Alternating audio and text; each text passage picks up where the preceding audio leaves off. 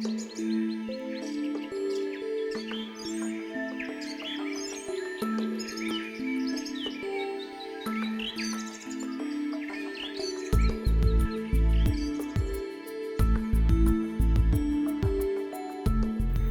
Wellington green geckos are common geckos that used to be seen in people's gardens, and we often get visitors telling us about how often they used to see them.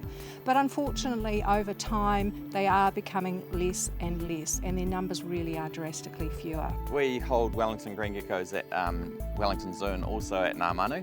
One of the cool things about having geckos at the zoo is that we can actually learn quite a lot from holding them in a zoo environment. So Wellington green geckos have a really interesting role in Wellington's biodiversity.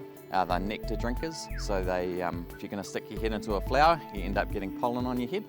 They've got pretty rough skins, so when they're moving from flower to flower, they're able to disperse that pollen. We have a Head Start program here where, in conjunction with the Department of Conservation and Matthew Soames Island, these geckos are bred off-site by registered breeders. We keep them here in Zealandia on display for a year or so until they get to a size large enough for release, and then they will go to somewhere like Matthew Soames Island to build up the breeding colonies there. The Wellington green gecko are amazing creatures. They're just the most vivid green colour, have yellow to white to yellow spots. So recently we were lucky enough to have a sighting of the Wellington green gecko. The geckos have been released on the island just over 10 years ago, and a total of 90 during the last 10 years.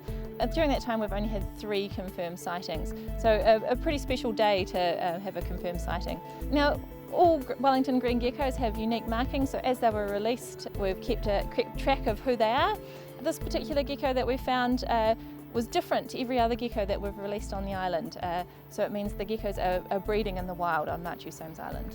Matthew Soames, the Kaitiaki Board and Zealandia, who've always worked together, are keenly working together to support the growth of the gecko, and the translocation is just another manifestation of the very good relationships within the Wellington community for conservation.